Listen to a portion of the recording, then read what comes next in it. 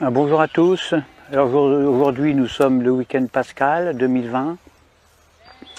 Vous voyez, c'est le printemps, là il y a les cerisiers qui sont en fleurs, les pissenlits, c'est super beau, il y a du jaune. Le jaune c'est super. Alors je me présente d'abord, je suis berger. Je possède des milliers et des milliers de moutons qui m'obéissent au doigt et à l'œil, et aussi à la baguette. Mon rôle de bon pasteur est de les protéger avec amour, donc je les nourris bien, j'en prends soin. Un mouton, parce que je sais qu'un mouton bien élevé, élevé avec amour, eh bien c'est l'assurance d'obtenir une laine soyeuse, de qualité, et une viande fondante d'un goût incomparable. Ça c'est certain, moi j'aime mes moutons. Alors pourquoi mes moutons sont heureux, mais vraiment heureux quand je les tonds? Pourquoi est-ce qu'ils ne réagissent pas? Pourquoi est-ce qu'ils ne réagissent pas quand je les vaccine, quand je les sacrifie sur l'autel de la gastronomie? Il y a un mystère, il y a un mystère. Surtout quand on sait que moi, je suis qu'un petit bonhomme fragile, qui ne ferait pas le poids face à un mouton en colère, un seul mouton en colère. Un seul bélier peut me tuer d'un seul coup. Eh bien, le secret, le voici. Pour qu'un troupeau de milliers de moutons soit docile, soumis, obéissant, eh bien, il suffit de jouer soit sur la peur, soit sur leurs besoins de sécurité. Exemple. Quand j'ai besoin de les tondre, ou de les vacciner, ou de les confiner, ou même de les mener à l'abattoir, eh bien, je leur crie « Attention, voilà un loup ! Il y a un gros loup !» Donc là, je joue sur la peur. « Courez vite dans la bergerie, allez vite, vite, vite, réfugiez-vous là-bas !» Besoin de sécurité. Et là, dans une psychose collective, où ils se piétinent les uns les autres, ils se carapatent tous dans la bergerie, sans même réfléchir. Parce qu'ils sont heureux de se retrouver en sécurité, confinés dans la bergerie, loin des dents du loup. La peur court-circuite la réflexion. Elle fait exploser leurs neurones. Alors déjà qu'un mouton, il n'y en a pas beaucoup.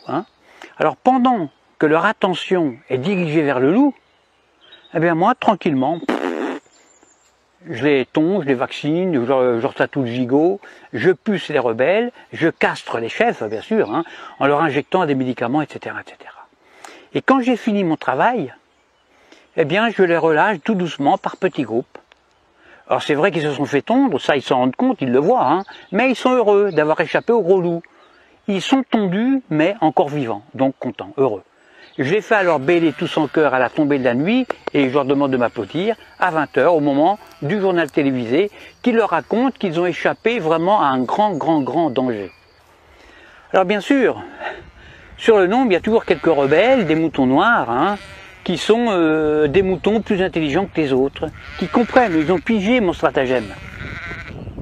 Alors ils essayent, ils tentent désespérément d'expliquer à leurs frères moutons, à leurs congénères, que si le loup en croque 2 ou 3 seulement, le berger, lui, est beaucoup plus dangereux, puisqu'ils finiront tous sur une table en méchoui, ou sur la table pascale.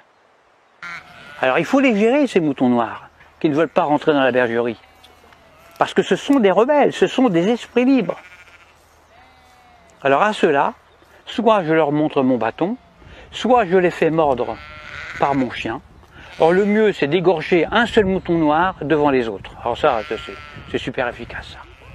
Pour un seul de sacrifier, j'en terrorise des milliers qui deviennent, mais alors, doux, comme des agneaux. J'en tue un et j'en soumets des milliers. C'est comme ça qu'on étouffe la moindre velléité de révolte.